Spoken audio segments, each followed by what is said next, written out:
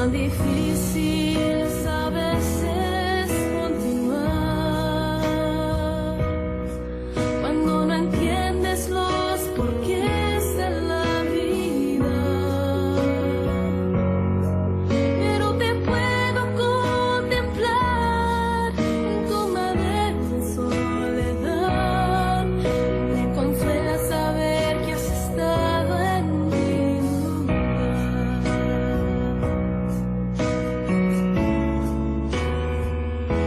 Aunque no merezco tu amor, tú me lo das y no me pides nada a cambio en su lugar.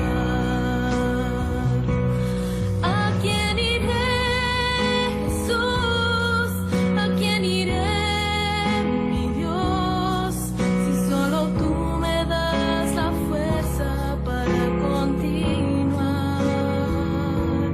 No hay callejón tan oscuro donde no pueda ver tu luz, donde no pueda pronunciar tu nombre, Jesús.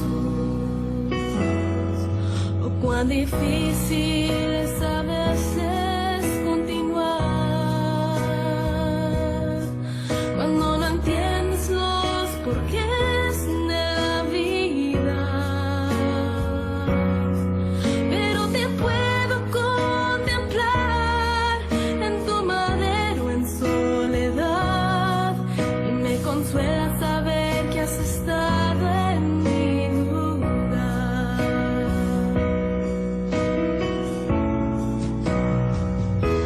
Aunque no merezco tu amor, tú me lo das y no me pides nada a cambio en su lugar.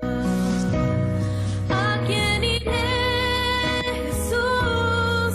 ¿A quién iré, mi Dios? Si solo tú me das la fuerza para continuar.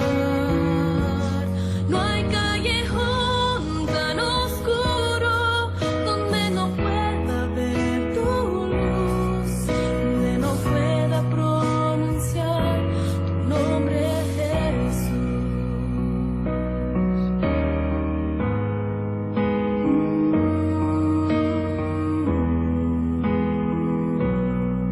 Donde no pueda pronunciar tu nombre, Jesús.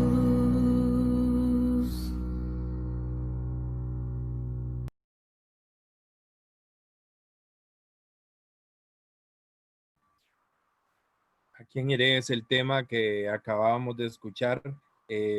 Verdaderamente nos hace reflexionar y nos llena de nostalgia, que ese ser, ese creador, se atrevió a entregar su vida por cada uno de nosotros, por su gran amor. No logramos comprender muchas veces la magnitud de ese gran amor, todo ese sacrificio, pero les aseguro que cada uno de todo lo que hizo, cada uno de los actos que Cristo hizo aquí en la tierra y que fue preparado desde antes de la creación de la humanidad, es por usted y por mí y por ese gran amor que Cristo Jesús nos tiene a todos nosotros. El último tema que vamos a entonar y que vamos a disfrutar es la conclusión de todo esto. No solamente encontrar un Dios, un Cristo que nos conoce, un ser al cual podemos acudir con cada una de nuestras situaciones, sino también que debemos de exaltarle, debemos de adorarle, debemos de cumplir a cabalidad cada uno de sus mandatos, porque es una forma de adoración a Él, hacerle entender, declararle al mundo que Dios es el Todopoderoso, que Él murió en la cruz del Calvario por usted y por mí, y que está preparado para todos nosotros una vida eterna de adoración, de alabanza y de plenitud en el amor de Cristo Jesús. Así que los invito a entonar esta canción que es verdaderamente maravillosa. Dios, tu nombre exaltaré.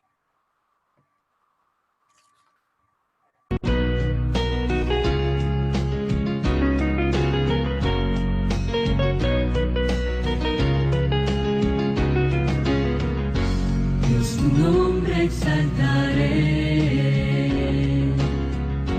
pues yo canto tus bondades. Yo contigo soy feliz. Te doy gracias por salvarme. Del cielo viniste tú a redimir, desde la tierra a la cruz a perdonar, de la cruz a morir, de morir a la luz. Dios, tu nombre exaltaré.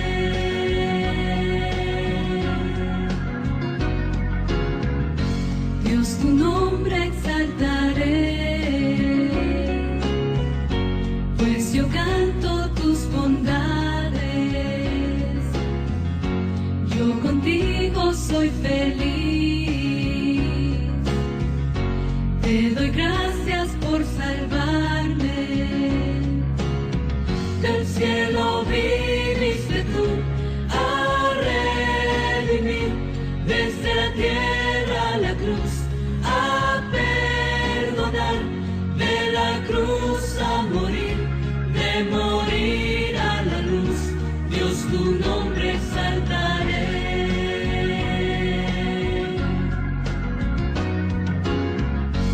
Dios, tu nombre exaltaré,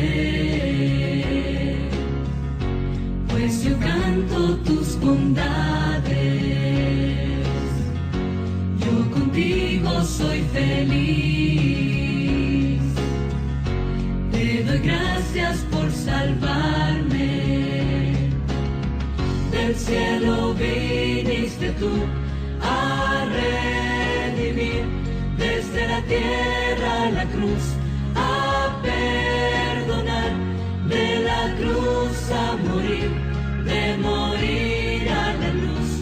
Dios, tu nombre exaltaré.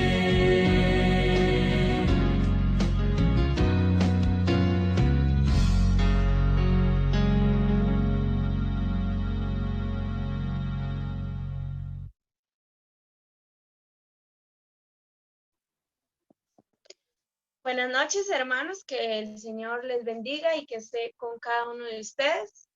En esta hora estamos muy contentos de que usted nos haya permitido en esta hora estar en su hogar, de que usted le permita al Señor entrar una noche más, y qué bendición para todos aquellos que han estado conectados. Qué bendición es el saber que hemos aprendido más. Y quiero compartir con ustedes en esta noche en la palabra de Dios, en el Salmo 1. El Salmo 1 dice de la siguiente manera: bienaventurado el varón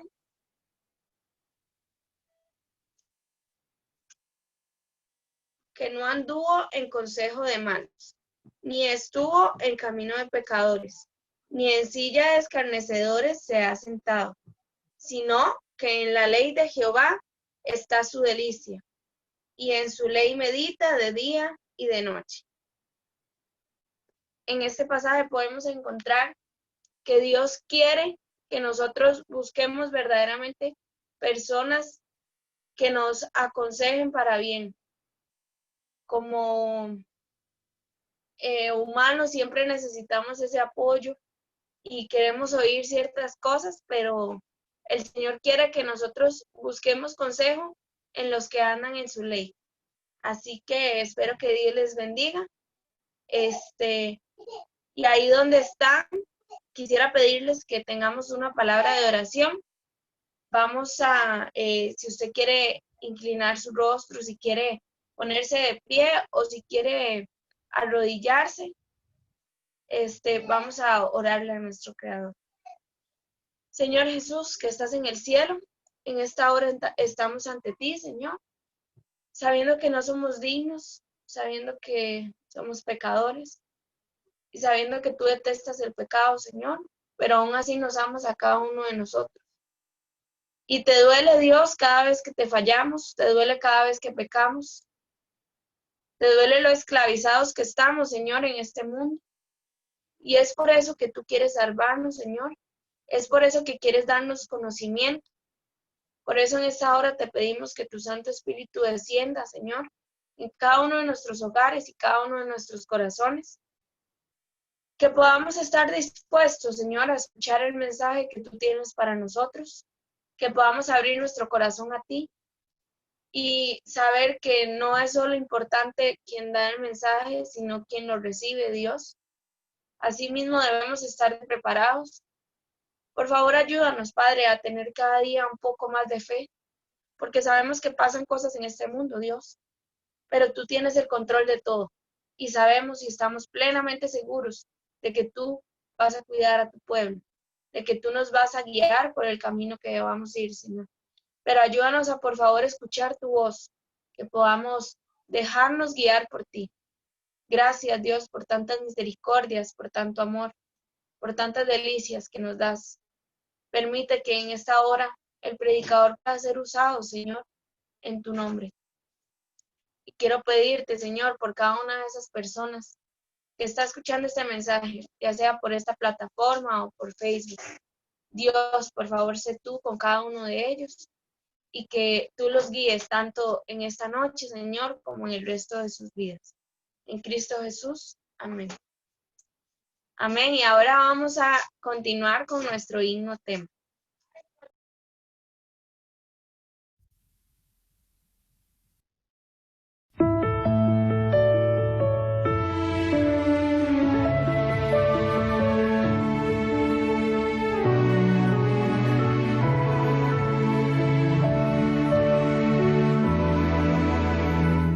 Señales del fin que se cumplen, Cristo viene ya. Debemos orar.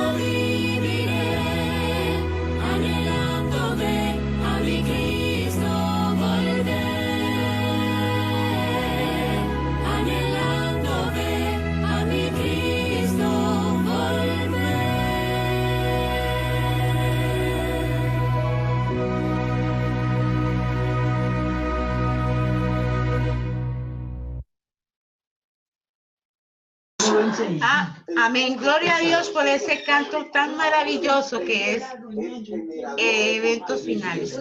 Bueno, llegó el momento tan esperado por todos. Pastor Benjamín, este es el tiempo donde usted nos va a hablar, es el tiempo donde usted nos va a enseñar lo que es la marca de la bestia. El tiempo es suyo.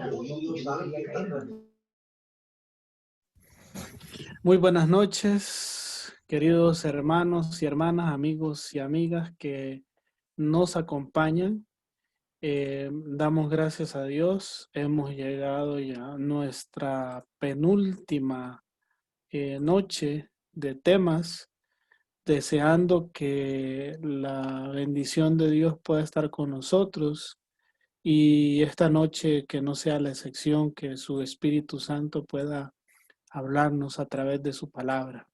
Un saludo a todos los que están en este Zoom, acompañándonos desde sus hogares, y también a aquellos que pues siguen la transmisión por el Facebook, tanto de el distrito José María Celedón como Iglesia de Fátima. Muy bien, vamos a hablar ahora acerca de la marca de la bestia, pero antes de entrar en detalles con nuestro tema de esta noche, siempre me gusta darles un aperitivo de lo que será el tema de mañana, que va a ser nuestra última noche ya. El título del tema de mañana es Sobrevivientes de la Guerra Más Larga. Se cree que existen unos 13,000 grupos cristianos diferentes en todo el mundo. Y es cierto, ¿no? Hay muchas religiones. No hay duda de que el enemigo de Dios ha creado mucha confusión. ¿Cómo puedo entonces yo encontrar la iglesia de Dios, la iglesia verdadera? Bueno, mañana vamos a considerar, de acuerdo al libro de Apocalipsis y la Biblia, algunas características de esta iglesia verdadera. No se pierda entonces el tema de mañana, sobrevivientes de la guerra más larga. El tema de esta noche es la marca de la bestia. En pocos años el mundo se llevó una gran sorpresa por dos de los más grandes éxitos en publicaciones, es decir, en libros. Uno de ellos fue la serie de Harry Potter, una de las más, podríamos decirlo así, famosas de los últimos años, escrita por la autora J.K. Rowling, una autora británica. La otra serie es el libro Dejados Atrás o Left Behind, que por su nombre en inglés. Los libros Left Behind fueron una serie de 12 libros y según las personas que saben mucho de eso, se vendieron unos 35 millones de copias.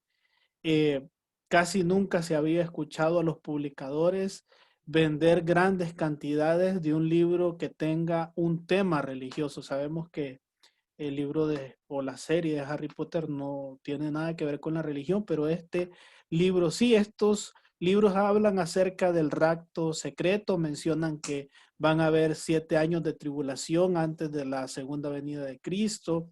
Se va a levantar un dictador mundial malvado llamado el Anticristo, el poder de la bestia de Daniel y Apocalipsis, y va a usar su poder para marcar a la gente de todo el mundo. En el 8º libro de esa serie, Dejados Atrás, ese libro se llama La Marca, la bestia gobierna el mundo. En ese libro, el anticristo llamado Nicolás Carpatia, este señor se ha levantado milagrosamente de los muertos después de ser asesinado, después de tener una herida mortal. Se gana muchos seguidores y esos seguidores son marcados, son errados con una marca de lealtad en sus manos y en sus frentes. Son vacunados con un biochip que contiene toda su información personal. Y quienes rehúsan ser marcados de esa manera son enviados a la muerte por guillotina.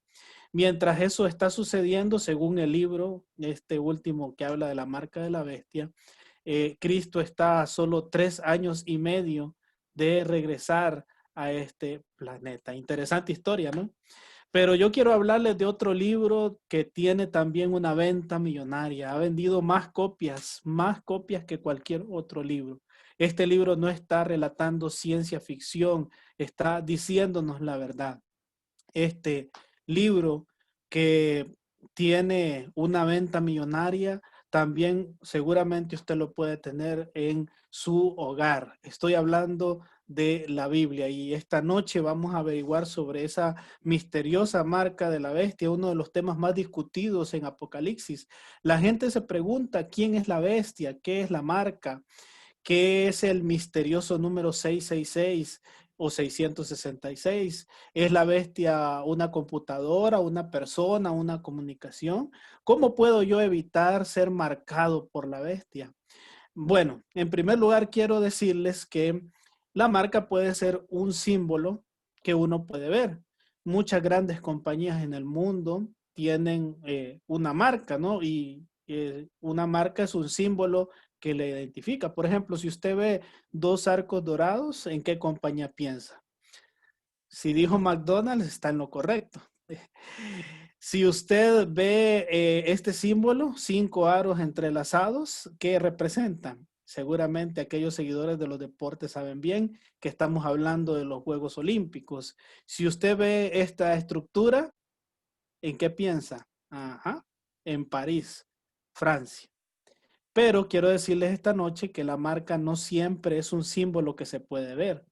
También las marcas pueden ser algo que las personas hacen, algo que los identifican como miembros leales de cierto grupo. Por ejemplo, en el mundo de la religión, una de esas marcas son los viajes regulares que los seguidores de Mahoma, los musulmanes, hacen en, podríamos decirlo así, fidelidad a su religión.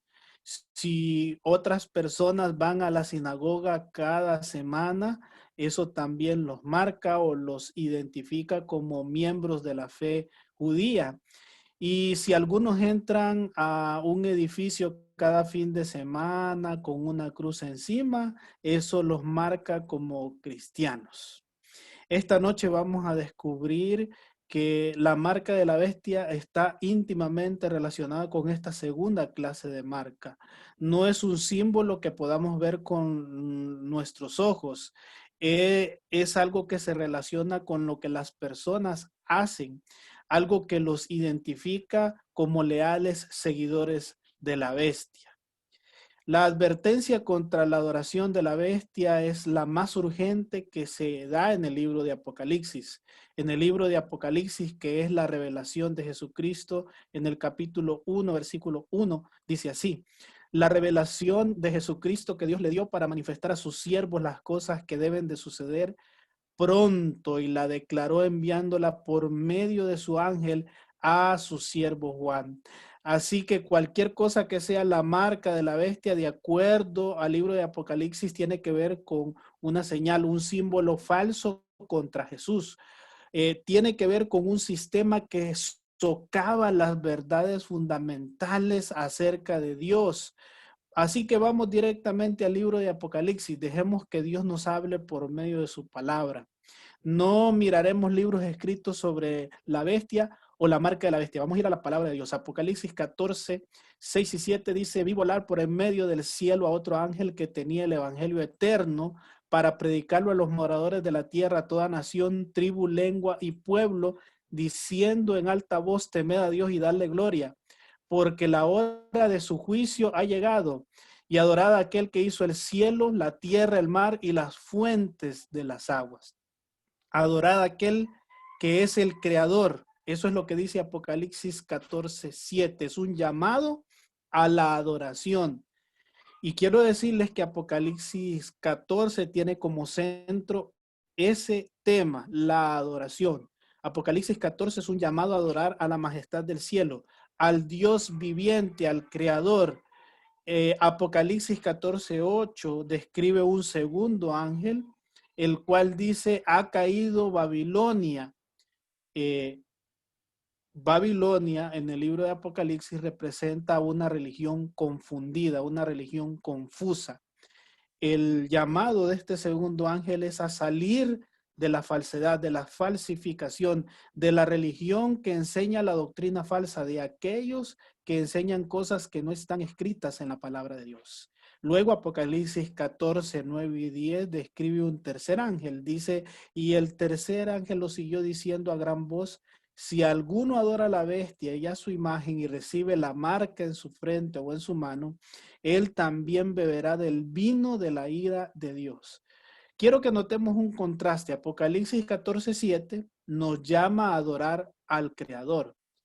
Y en el versículo 9 nos advierte que no adoremos a la bestia.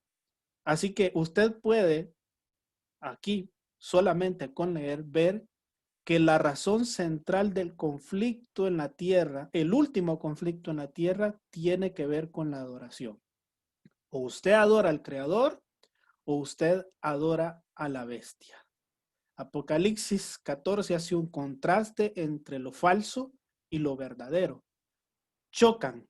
Hay un conflicto entre la verdad y el error, entre los mandamientos de Dios y los sustitutos humanos. Así que el conflicto final en este mundo se va a llevar a cabo por la adoración.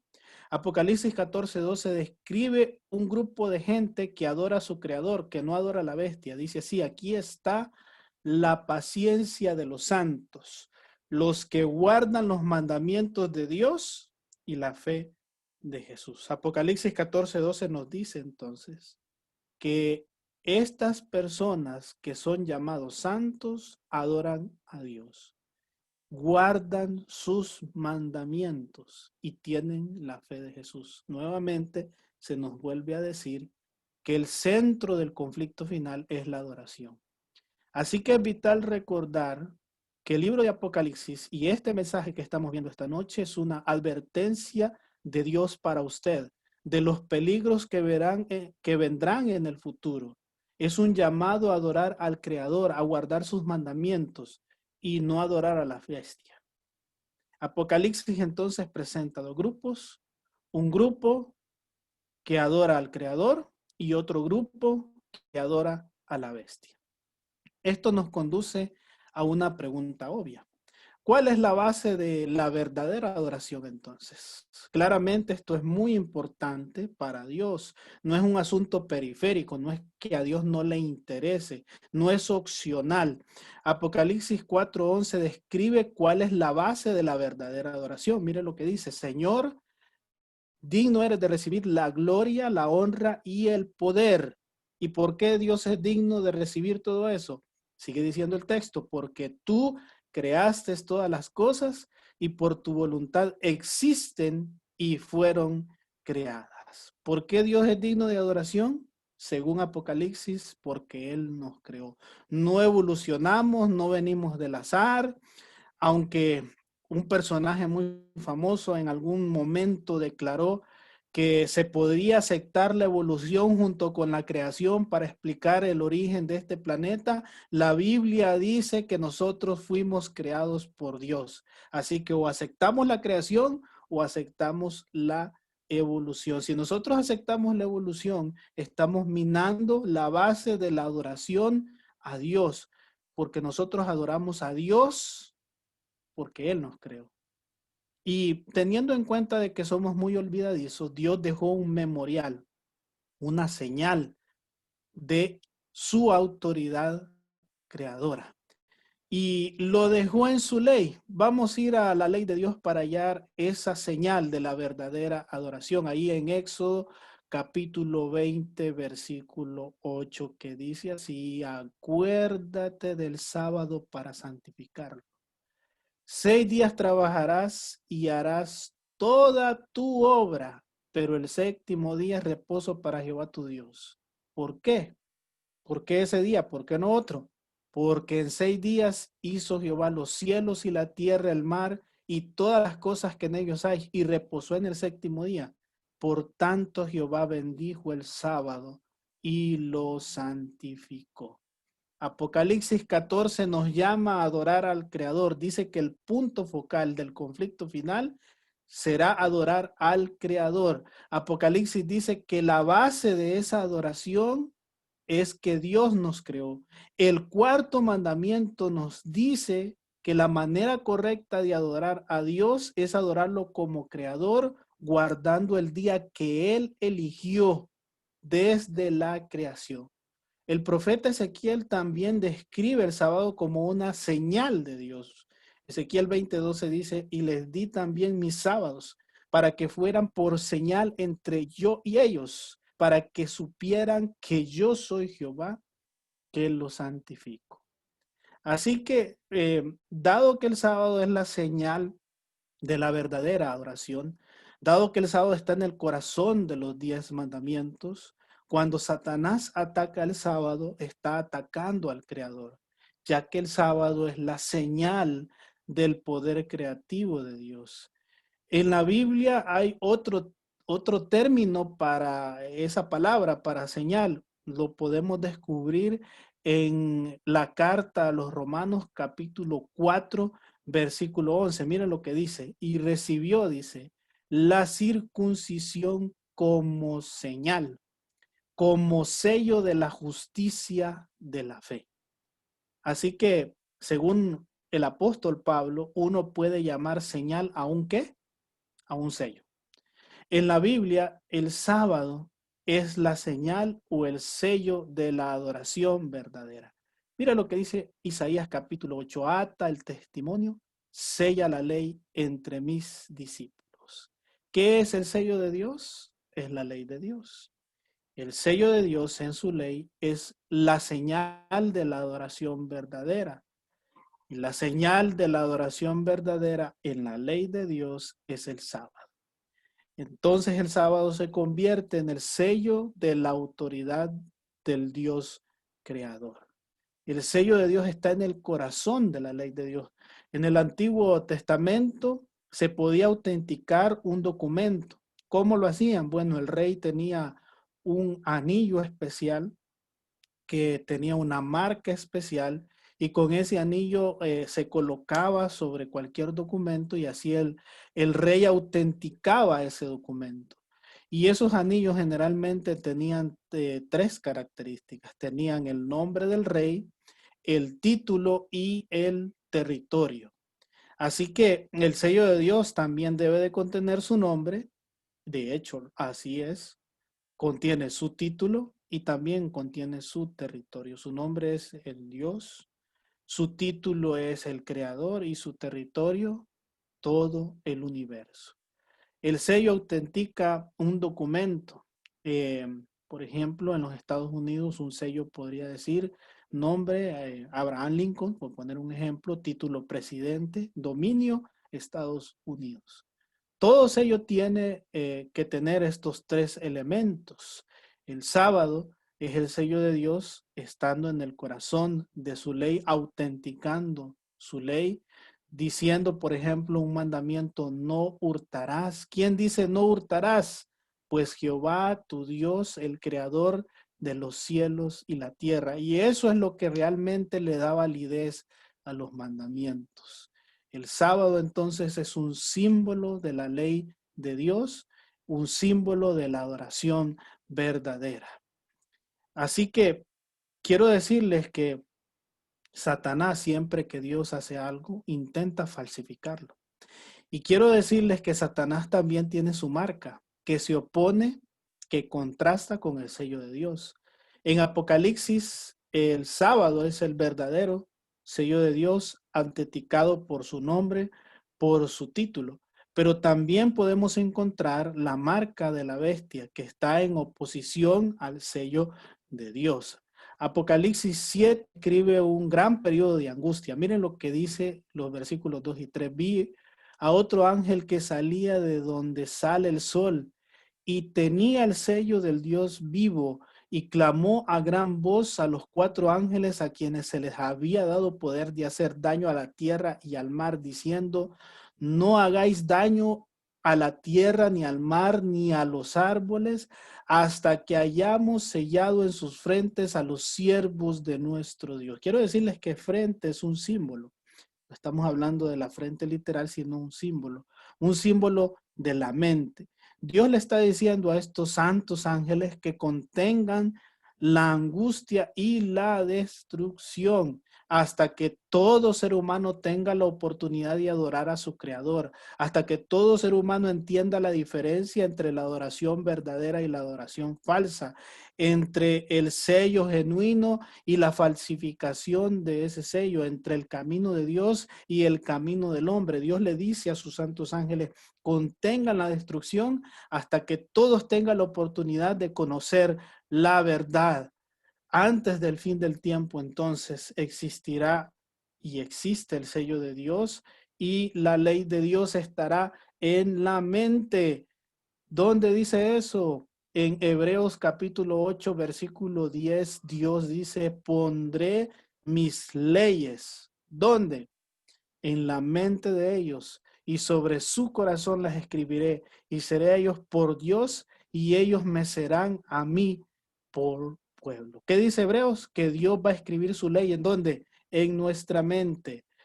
Amaremos hacer la voluntad de Dios. Nuestros impulsos naturales nos harán hacer lo correcto cuando su Santo Espíritu venga sobre nuestra vida, nos cambie, amaremos obedecerle. Jesús mismo lo dijo, si me amáis, guardad mis mandamientos. Cristo ha hecho tanto por nosotros en la cruz que nuestra única respuesta es el amor, es la obediencia. Pero Satanás siempre ha atacado el sábado. ¿Por qué? Porque es el sello en la ley de Dios. Ahora nosotros podemos entender por qué Daniel dijo en el capítulo 7, versículo 25, pensará en cambiar los tiempos de la ley. Daniel 7, 25 habla de un poder religioso terrenal que se iba a levantar en el tiempo final, que iba a hacer una guerra contra Dios, que iba a colocar la evolución en contra de la creación, que iba a colocar su voluntad por encima de la voluntad de Dios, que iba a colocar su propio pensamiento por sobre la palabra escrita de Dios. Y en ese tiempo fue que el diablo aprovechó para atacar la ley de Dios, intentó cambiarla. Así que el conflicto final es acerca del sábado, acerca de la adoración, acerca de la creación. Y la marca de la bestia, siendo que está opuesta al sello de Dios, debe de tener algo que ver con ese cambio, con el cambio del verdadero sello de Dios. Dado que la crisis final gira alrededor de la adoración, ¿qué poder religioso terrenal ha pretendido tener autoridad para cambiar esa ley de Dios? Quiero decirles esta noche que hay un poder religioso que pretende cambiar la ley de Dios. Hay muchas declaraciones históricas de la iglesia pretendiendo cambiar la ley de Dios. Y esta noche solo voy a darles una muestra. Es algo que está realmente documentado. Un cura párroco escribe lo siguiente, quizás lo más atrevido, el cambio más revolucionario que la iglesia haya hecho aconteció en el primer siglo. El día santo, el sábado, fue cambiado del sábado al domingo, no por direcciones notadas en las escrituras, sino por el sentido de la iglesia de su propio poder. La gente piensa que las escrituras debiesen ser la única autoridad. Debiesen, lógicamente, si lo piensan así, hacerse adventistas del séptimo día y guardar el sábado santificando. Noten bien la lógica de esta persona, de la que escribe esto. Si el poder de la iglesia está por sobre la Biblia, usted adore o guarde el domingo. Pero si la Biblia es la autoridad suprema, hágase adventista y guarde el sábado. ¿Pretende la autoridad máxima de la iglesia cambiar la ley de Dios? Aquí está la respuesta del mismísimo Vaticano. El Papa tiene poder para cambiar los tiempos, para cambiar las leyes y para descartarlo todo, hasta los preceptos de Cristo. Por favor, entiendan, no es nuestro propósito condenar a ninguna iglesia, a ningún individuo. Yo conozco a demasiados maravillosos, dedicados miembros de esta iglesia. Dios no me asignó a mí o a usted a ninguno de nosotros a juzgar el corazón de los demás. Cada quien es responsable ante Dios por la verdad que Él nos confía. Él nos promete su Espíritu Santo para guiarnos a toda la verdad mientras estudiamos su santa palabra. Yo conozco a muchas personas que están en esta lucha y entiendo totalmente sus emociones, pero en este momento es el momento de poner a un lado mis emociones y preguntarme, ¿qué enseña la Biblia? ¿Cuáles son los asuntos en cuestión en el conflicto final? Bueno, repito, Satanás siempre ha tratado de atacar el sello de Dios, que es la base de la adoración. Y Apocalipsis 13 bosqueja, identificando las características de la bestia, cómo evitar recibir la marca de la bestia. Noten bien, no olvidemos que el punto central es la adoración. Ahora, ¿qué es una bestia? Bueno, según un comentario, simplemente significa un animal. Ustedes saben que en muchos países se identifican a través de animales. Por ejemplo, Inglaterra tiene su león, Rusia tiene su oso, Estados Unidos tiene su águila. Y Dios describió una bestia en Apocalipsis 13. Así que vamos a contestar dos preguntas. ¿Quién es el poder de la bestia aquí descrita?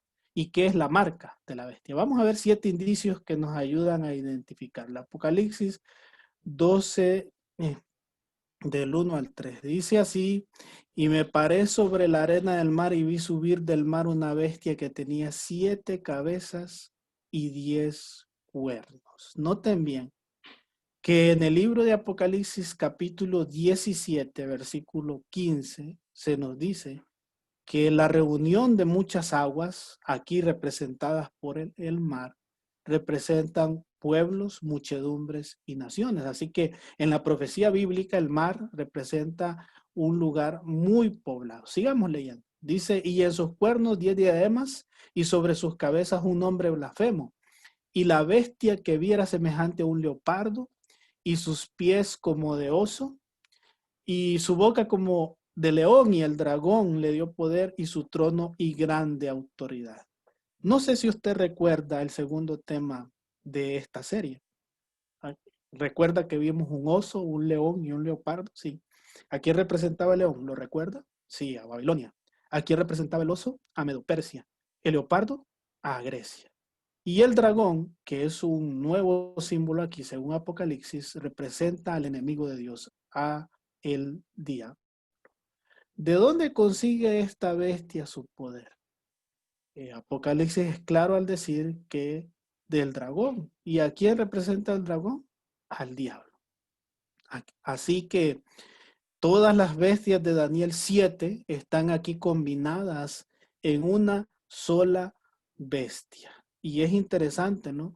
Cómo el enemigo de Dios une a todas estas bestias. Así que, así como estas bestias de Daniel 7 representaban un poder político, así también esta bestia de Apocalipsis 13 representa un poder político, sí, pero también de índole religiosa. ¿Quién es el dragón? Entonces, Apocalipsis 12:9, mencionábamos, identifica a este dragón como Satanás. Pero ustedes saben que Satanás siempre trabaja a través de agentes humanos. En Apocalipsis 12 se describe al dragón actuando a través de la Roma pagana para tratar de destruir a Jesús. ¿Es cierto eso? Sí. Recuerden que fue un oficial romano quien trató de matar al bebé Jesús. Fue un gobernador romano quien condenó a Jesús. Y fue un soldado romano quien crucificó a Jesús. Fue un emblema romano quien selló la tumba de Jesús, y fue un guarda romano quien cuidó la tumba de Jesús. Así que en Apocalipsis 12 se nos presenta al dragón, que es el diablo, quien actuó a través de Roma para poder destruir a Jesús. Después de que Roma se desmoronó, ¿a quién le dio el gobierno Roma? ¿A quién le dio su autoridad? Miren lo que dice este profesor de historia de la Universidad de Roma: la sucesión de los Césares, vino la sucesión de los pontífices en Roma. cuando Constantino abandonó Roma, le dio su asiento al pontífice. Constantino, un emperador romano, fue quien decidió esto. Cuando vio que su imperio se estaba desintegrando, movió su cuartel general de Bizancio, o Constantinopla en Turquía, y le entregó su trono al Papa Silvestre en el año 330 después de Cristo. Esta sorprendente pintura de ese famoso pintor Rafael nos habla de la conversión de Constantino al cristianismo. Nótense todos los soldados romanos a la derecha. Hay, no sé si lo notan, un dragón como estandarte, como símbolo de Roma. Así que la Biblia dice que el dragón a través de Roma pagana intentó matar a Jesús, y esa Roma pagana le heredó su poder a la iglesia, a la Roma papal, si le podríamos llamar así. Segundo indicio, este poder tiene que ser mundial. ¿Por qué? Miren lo que dice Apocalipsis 13, y la adoraron todos los moradores de la tierra, cuyos nombres no están escritos en el libro de la vida del Cordero, que fue inmolado desde el principio del mundo. Este es un poder global, ¿no? No es que se va a dar en un solo lugar y nada más ahí, no, es algo global. Una vez más, la historia testifica acerca de las veracidades del Apocalipsis. Tercer indicio, este va a ser un poder religioso que va a dominar a través de los poderes civiles. En la Edad Media, quiero decirles que la iglesia adquirió estos poderes civiles. Apocalipsis 13:7 dice, también se le dio autoridad sobre toda tribu, pueblo, lengua y nación. Este poder crece y crece hasta convertirse en un poder mundial, no solo en Europa, teniendo autoridad sobre las naciones. ¿Qué nos dice la historia sobre esto? Miren lo que menciona este historiador. Bajo él, hablando del Papa, se probó casi del todo la pretensión papal de que todas las soberanías terrenales eran meros vasallos del pontífice romano. Casi todos los reyes y príncipes de Europa le juraron vasallaje feudal a él como su soberano. Roma era otra vez el ama o la señora del mundo. La historia entonces provee amplia evidencia de que en la Edad Media la iglesia medieval tenía poder incluso sobre los reyes, sobre las monarquías. Cuarto indicio, este es un poder blasfemo. Apocalipsis 13:6 nos dice, y abrió su boca en blasfemias contra Dios para blasfemar de su nombre, de su tabernáculo y de los que moran en el cielo. ¿Usted sabe lo que es blasfemia? Es más que solo sacudir el puño delante de Dios, o es más que solo tomar el nombre de Dios en vano. Jesús fue llamado blasfemo por los sacerdotes de su tiempo. ¿Por qué lo llamaron blasfemo? Miren lo que dice Juan 10:33, le respondieron los judíos diciendo, por buena obra no te apedreamos, sino por la blasfemia, porque tú siendo hombre te haces Dios. Pregunta, ¿era Jesús blasfemo? No. ¿Por qué? Porque él era Dios. Podía reclamar los privilegios de Dios. Cualquier ser humano que pretenda esa prerrogativa está blasfemando. Miren lo que dice 2 Tesalonicenses 2:4, otro concepto de blasfemia.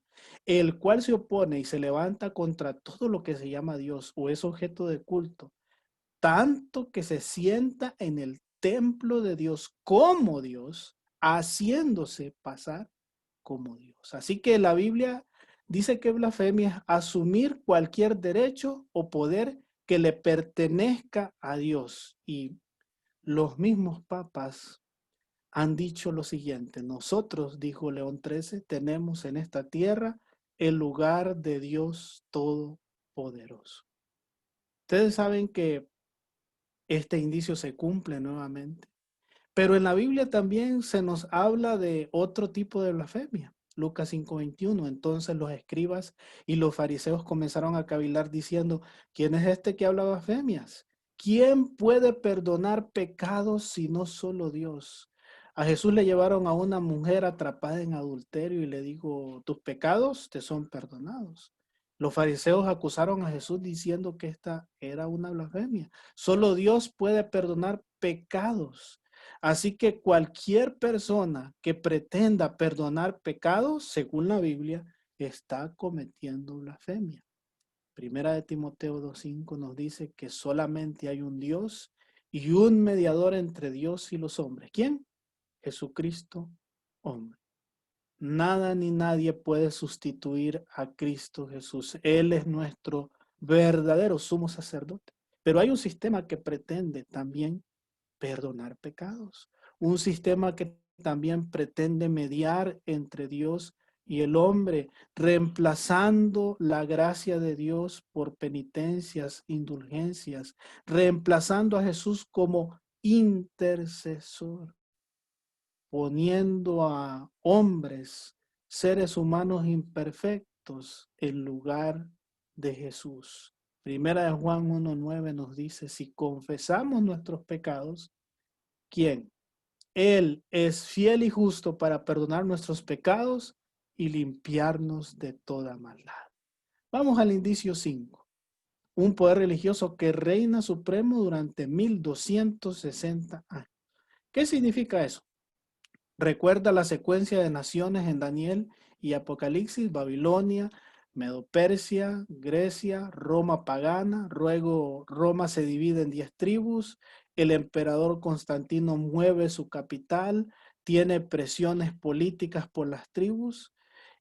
Debiésemos esperar entonces un poder religioso romano global, un reino supremo que tenga autoridad civil, un reino que desde el siglo V, comienzo del siglo VI, comenzó a reinar en el mundo. Note lo que dice Apocalipsis 13:5. También se le dio boca que hablaba grandes cosas y blasfemias, y se le dio autoridad para actuar 42 meses. En la Biblia, un mes está compuesto de 30 días, proféticamente hablando. Así que para obtener la cantidad de días, tenemos que multiplicar 42 por 30 y eso nos da 1260. De acuerdo al principio que aplicamos también a la profecía de los 2300 tardes y mañanas, un día por un año, esos 1260 días, que son 42 meses también, se convierten en 1260 años.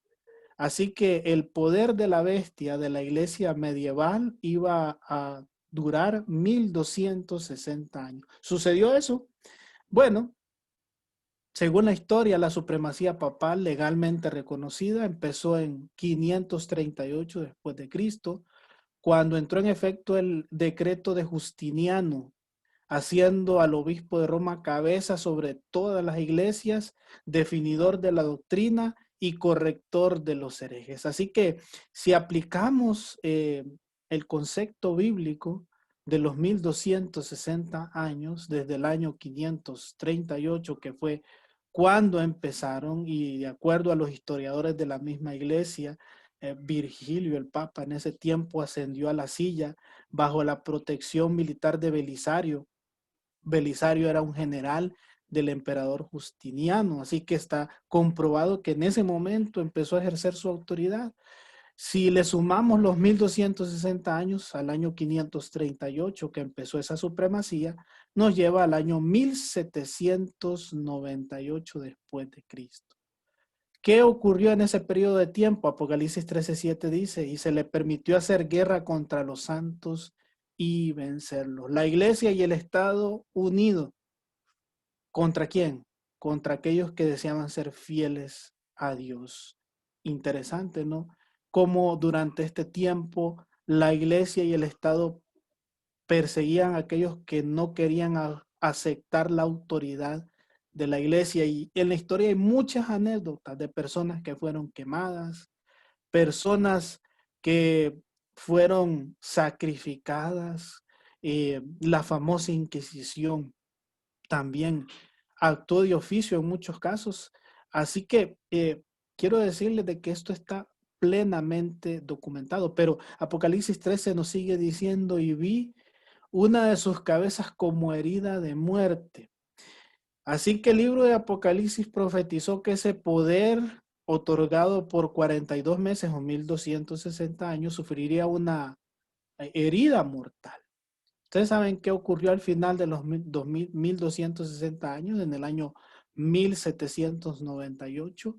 Un general de Napoleón, francés, Berthier, por nombre, vio como su rival al Papa de Roma, y la Enciclopedia Americana nos dice en 1798, él, Berthier, hizo su entrada en Roma, abolió el gobierno papal y estableció uno secular. Si alguno tiene oídos, dice la Biblia, oiga. Si alguno lleva en cautividad, va en cautividad. Si alguno mata a espada debe ser muerto. Aquí está la paciencia y la fe de los santos. Así como este poder político religioso encarceló a muchas personas y mató a muchas personas, así también lo encarcelaron y lo mataron. Indicio número 6. La herida mortal sería sanada. Apocalipsis 13 nos dice, y vi una de sus cabezas como herida de muerte, pero su herida mortal fue sanada, y se maravilló toda la tierra en pos de la bestia. Apocalipsis ya había predicho que el poder del papado sería sanado tiempo después de 1798. ¿Sucedió? Bueno, en el año 1929, el periódico La Crónica de San Francisco se leía este encabezado: Mussolini y Gaspari firman histórico pacto romano, y en la redacción del artículo decía lo siguiente: el asunto romano esta noche era una cosa del pasado, y el Vaticano estaba en paz con Italia al fijar los autógrafos en el memorable documento, y noten bien cómo dice que sanaba la herida. En ambos lados se desplegó extrema cordialidad. ¿Qué predijo la Biblia? Que este poder iba a gobernar 1260 años. ¿Lo hizo? Lo hizo. En el año 1798 el Papa fue encarcelado. Murió en cautiverio, por cierto. Pero la Biblia también dijo que su herida mortal sería sanada, y ocurrió. No hace muchos años atrás ocurrió.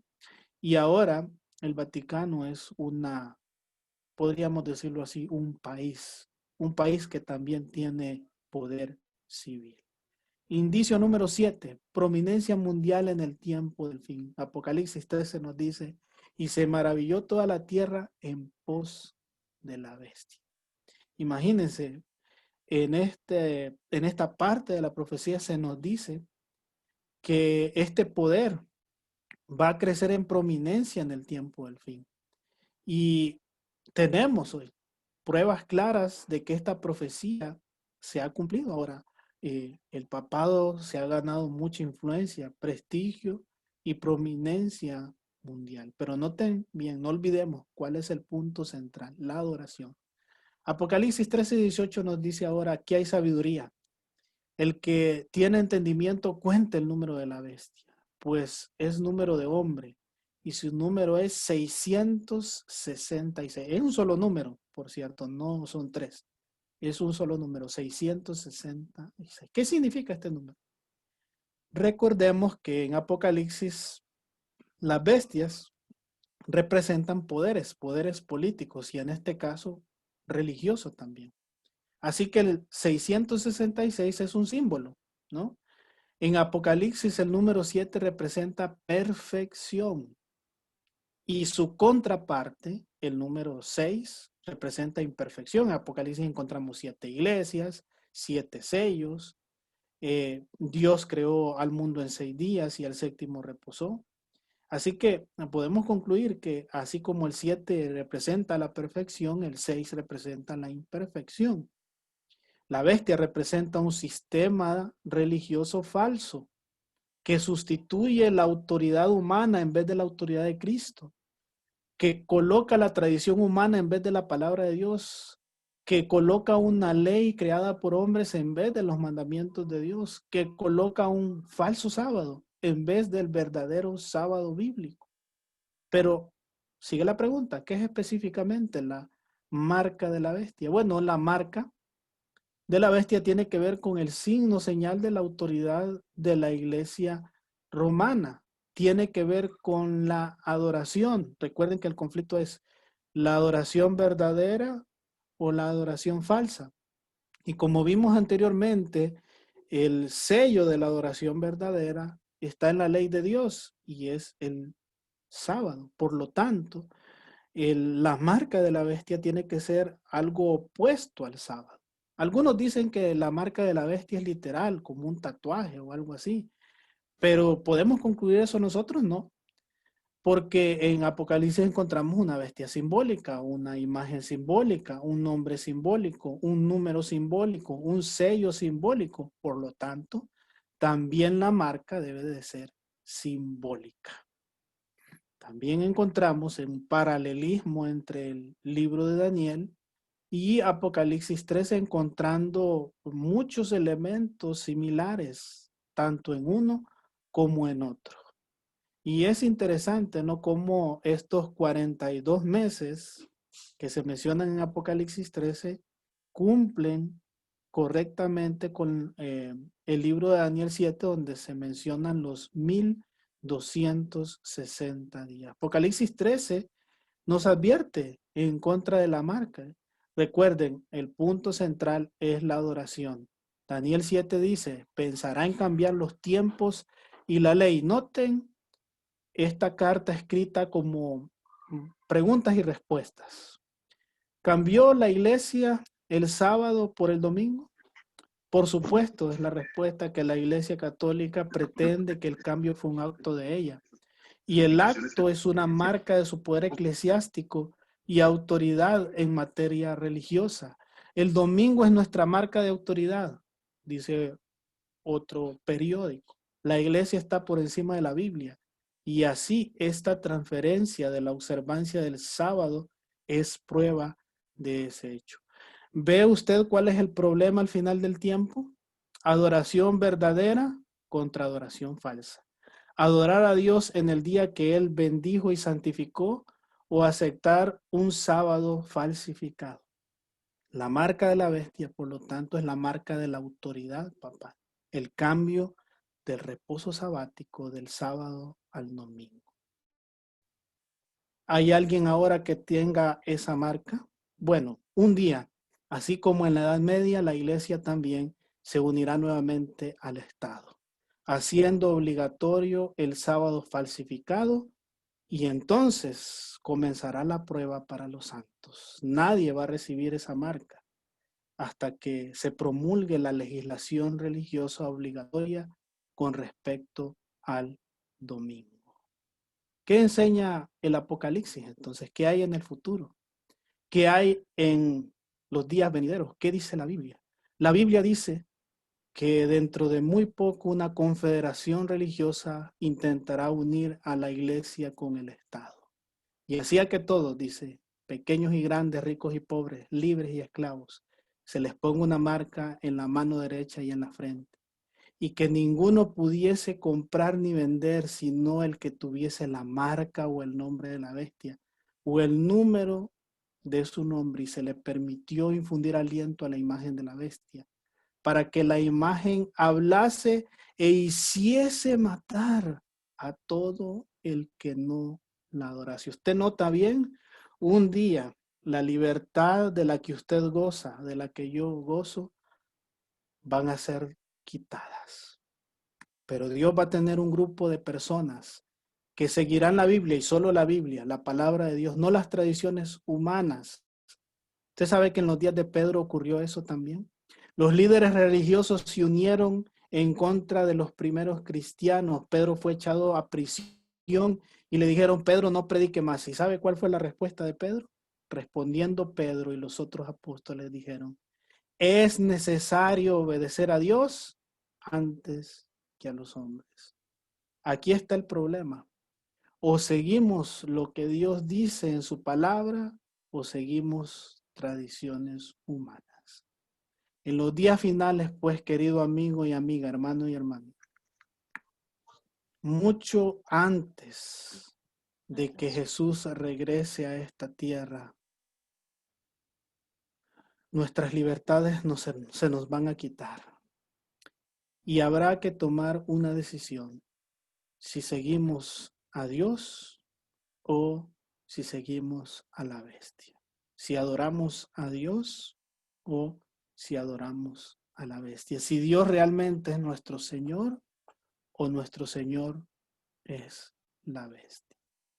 Usted puede decir, el pastor está exagerando, la libertad no se nos va a quitar nunca, siempre vamos a ser libres. Quiero recordarle que un virus ha hecho que todos nosotros no podamos salir de nuestros hogares un día a la semana, los que manejan un automóvil, que un virus hizo que por algunos meses no pudiéramos salir de nuestra casa. ¿Y quién dictó eso? Fue el gobierno, sí, fue el gobierno. Quiero decirles que así de fácil se pueden restringir las libertades individuales. Y un día llegará donde usted tendrá que decidir entre serle fiel a Dios o aceptar la autoridad de los hombres. Espero que como Pedro usted pueda decir, me es necesario obedecer a Dios antes que a los hombres. Si su deseo esta noche es someterse a la soberanía de Dios, me gustaría orar por usted. Ahí donde está, en el lugar en donde está. Incline su rostro junto a mí.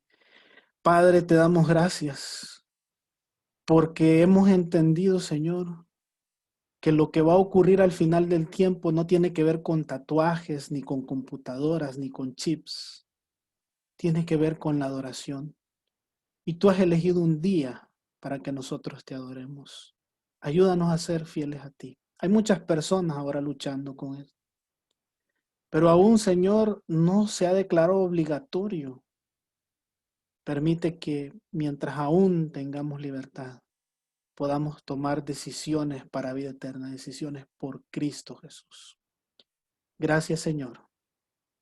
Y esto lo pedimos en el nombre de Jesús. Amén y amén. Que Dios te bendiga esta noche y te guarde en todos tus caminos.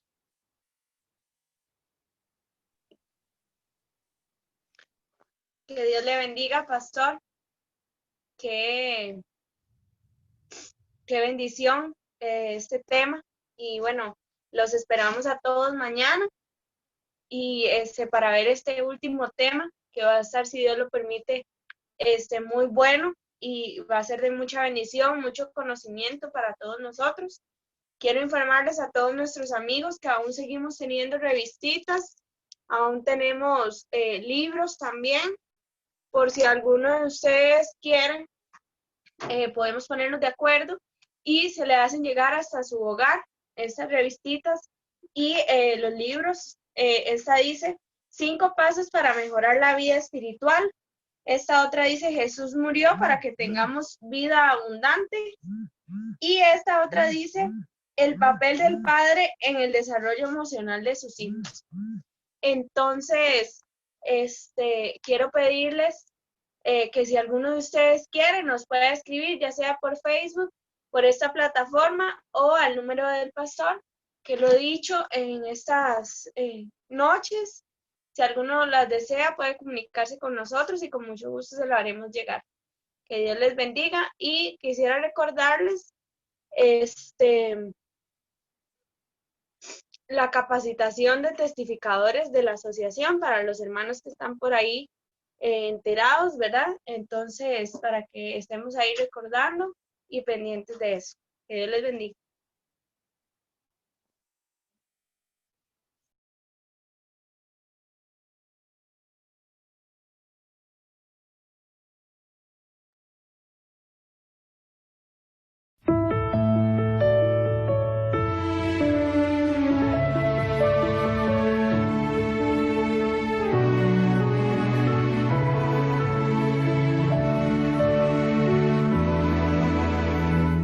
Señales del